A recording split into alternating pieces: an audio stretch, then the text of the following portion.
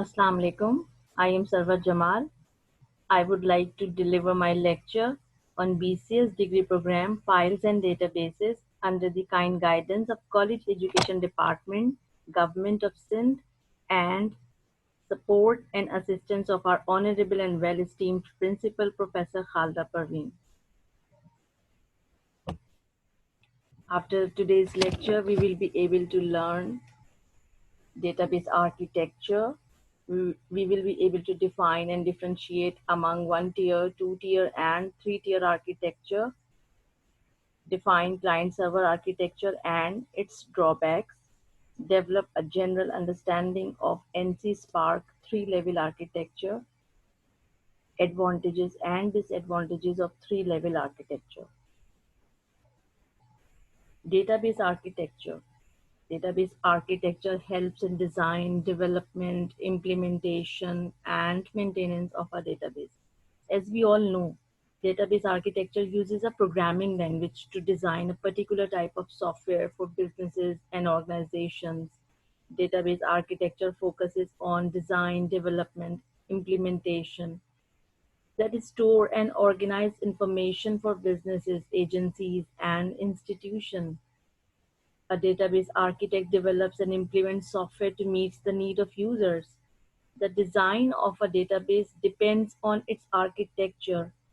It can be centralized or decentralized. The architecture of a DBMS can be seen as either single tier or multi-tier. So we can classify the database architecture into three tiers: the one tier architecture, two tier architecture, and the three tier architecture. So we will look into each level. One tier architecture. In one tier architecture, the database is directly available to the user for using it and storing it. Generally, such a setup is used for local application development, where we can see programmers directly communicate with the database, and for quick response. So we can say one tier architecture involves putting all the required components for a software application or technology on a single server or platform. Basically, a one-tier architecture keeps all of the elements of an application, including the interface, the middleware, and the backend data in one place. Developers see these types of systems as the simplest and most direct way. The two-tier architecture. In the two-tier architecture, we have two layers. Tier means the layers, the client layer and the database layer. An application program is installed in client.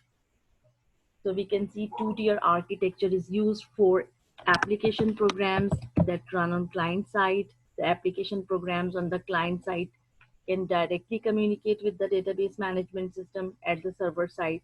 And for this interaction, we need application programming interface APIs, just like Open Database Connectivity or Java Database Connectivity, which are shortly called ODBC and JDBC. These are used as an API.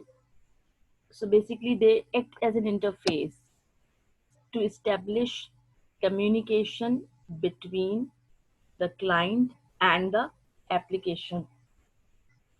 The user interfaces and application programs run on the client side, and the DBMS at server side is responsible to provide the functionalities like query processing and transaction management and fetching data from the databases.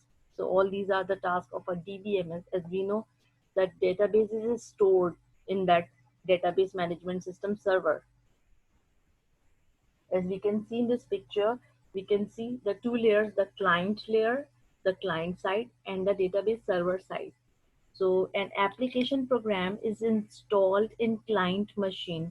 There is an interface in client machine which helps fetch the data from the database server.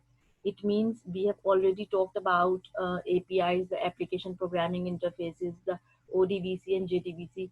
These are responsible for establishing a secure connection between a database and a client. And a very important point to note here is that client may be located at different location, at very dispersed and remote locations from the database server. So first of all, a connection is established, then user writes any query to fetch the data, and that query goes to the database servers. Now it is the responsibility of the database server to process that query and sends back to the client.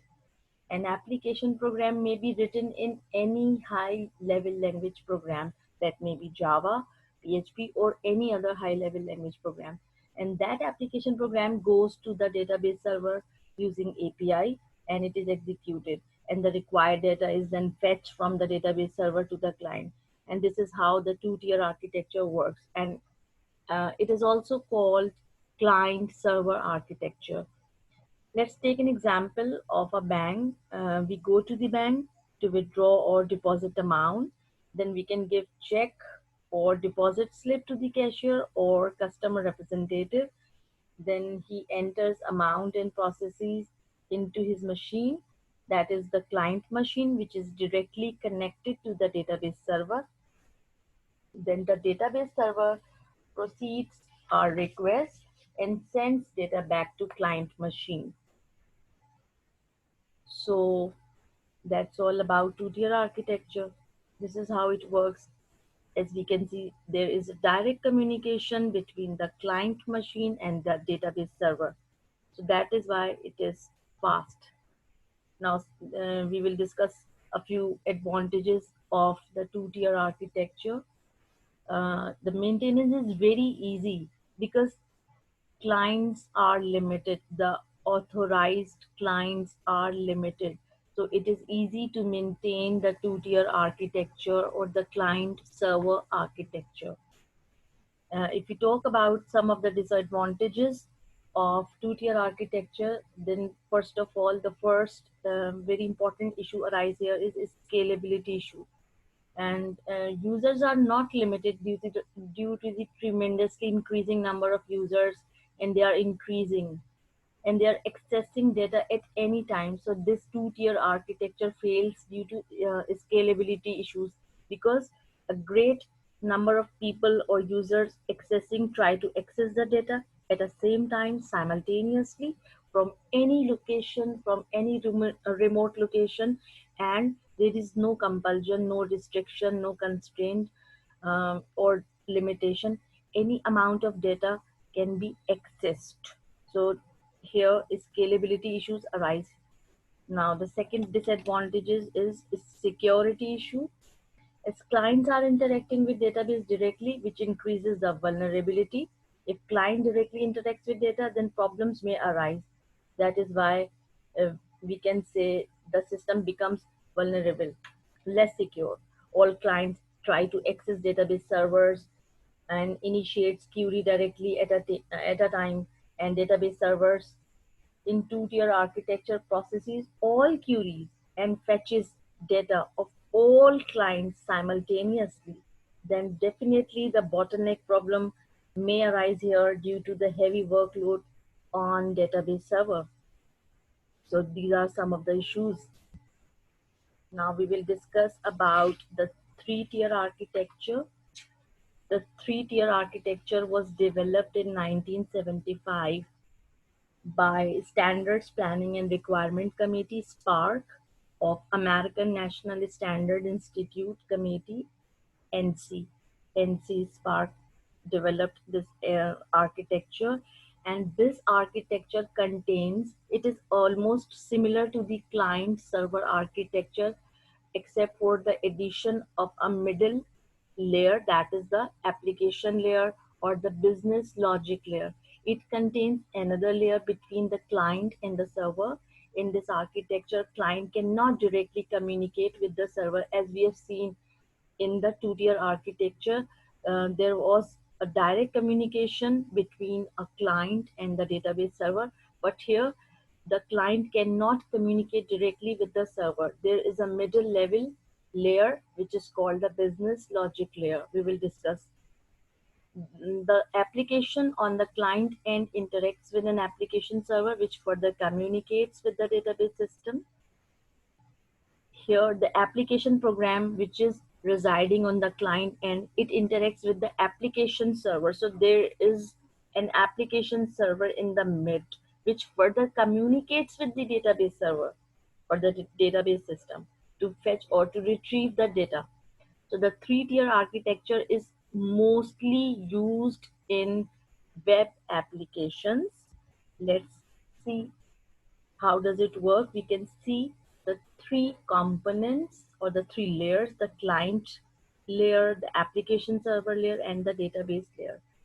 So when a user accesses a database, when a user accesses a client machine, so there is an interface in that machine. As we talked about that interface, the API, just ODBC or JDBC. So there is an interface and an application program. So you have to remember two things. There is an interface and an application program which resides on a client machine. A client, who is a client? The users, the end users, we are the clients. When a user accesses a machine called, say, client machine, there is an interface in that machine. And this interface helps user to interact with the database and to establish secure connections with the database, as we have talked about ODBC and JDBC, that is the API. So these interface may be designed in any high level programming language. Okay, to support these interfaces, we have another layer called application layer. So students, we have to remember here the application layer. This layer has been added in the three-tier architecture. This layer was not present in the two-tier architecture. Okay, and this layer is also called as business logic layer. So basically, business logic layer or application layer is supporting this interface. Whatever query request is generated by the client, so it goes to the business logic layer, and this layer communicates with the data layer. Data layer, it means the data server layer, and processes request of the application programs of user clients, and it acts as an intermediary between user and database. It is a dedicated application server and business logic layer which has the capability to process all queries of users and sends. So let's take an example in which we can see more clearly. Suppose a client initiates a request or types www.facebook.com. Then he sees the login page www.facebook.com. He provides username and password and clicks on login button. What happens when he clicks? This request is sent by user's Google Chrome browser along with his username and password to the web server. Now this web server receives request from client, then searches this request in its own hard disk. As this request is found, then a program called called application program installed on this web server, which runs this request. And this application program is business logic layer. Here the code will be executed to verify the user ID and password, and if the login ID and password is incorrect, then it will show error message, and if ID and password is correct, then Facebook page will be open. Now application server runs this code on the request of web server, and to verify the data and to run the code, application server needs to access the user's data. And for that, from where will he get the data? The application server will get the data from the database server where DBMS is residing and database is residing. So basically, application server will establish a connection to the database server. So database service is also a computer. In the database server, database software is residing and the database is stored. Now the DBMS will access this data from database on request of application server, and application server will verify the data and give this result of request to web server. Now this web server will generate response to the client. At client side, this presentation of data can be viewed.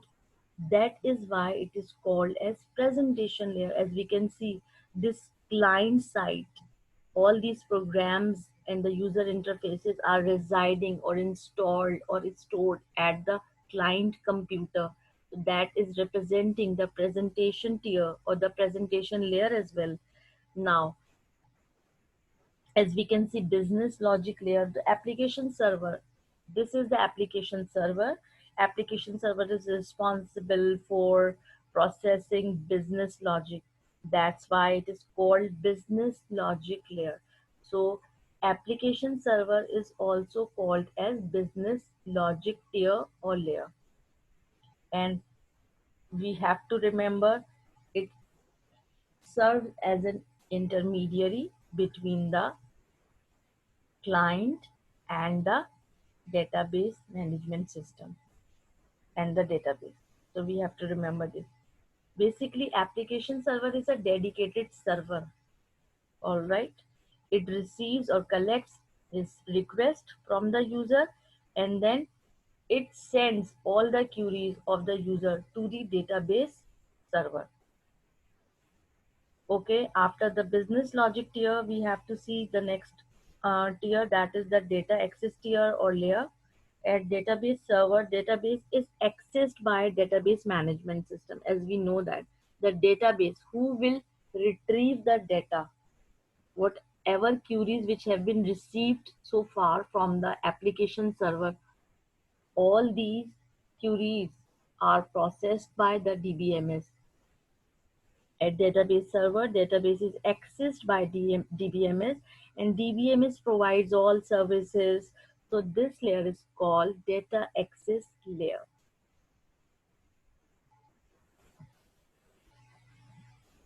Now we will see some of the advantages of the three-tier architecture. As we saw in the two-tier architecture, maintenance was very easy, and we had scalability issues and security issues. Here, maintainability is somewhat easy because each tier is independent of the other tiers, and updates or whatever changes are made, it can be carried out without affecting the application as a whole. So, if you want to change anything, then you can change at any level. Now, scalability. Because tiers are based on the deployment of layers, all the layers are deployed separately.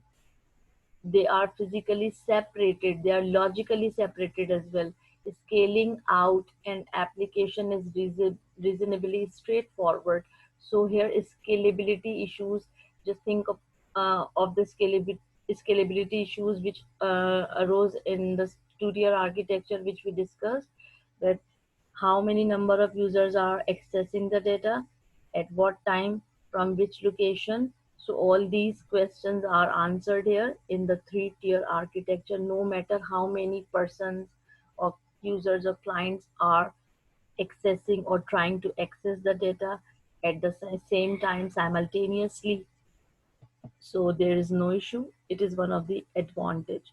Flexibility, because each tier can be managed or scaled independently. Flexibility is increased. So we can say each layer is physically separated. That is why it is easy to manage them individually, and the flexibility is increased. Availability. The applications are available. Applications can exploit the modular architecture of enabling systems using easy scalable components, which increases availability. So all the applications which are used, they're using modular architecture approach. That's why the availability of the database system and its architecture is increased. Reusability, components or the modules which are used in all these layers are the reusable components. They can be used. And definitely last one, very important, provides faster communication because of division of work. Web designers does presentation, software engineer does logic, business logic layer, and the database administrator does data model, which we will learn so far in the next classes about the data model, especially the relational data model. So that is all about the data That's all task is done by the database administrator, who is responsible for modeling and designing the conceptual schema, the logical schema of a database system. Yes, the disadvantages here are high installation cost. The cost is very high. Its structure is more complex as compared to one and two tier architectures. As we saw, the structure of one and two tier architectures are very, very easy, but here we will see some complexity and what are the different areas of applications of database architecture or the three-tier architecture. So the main application, the widespread use nowadays we can see here in e-commerce websites and obviously database related websites. All the database related websites are adopting this three-tier architecture in their organization, in their business domain as a database architecture approach. Thank you, students.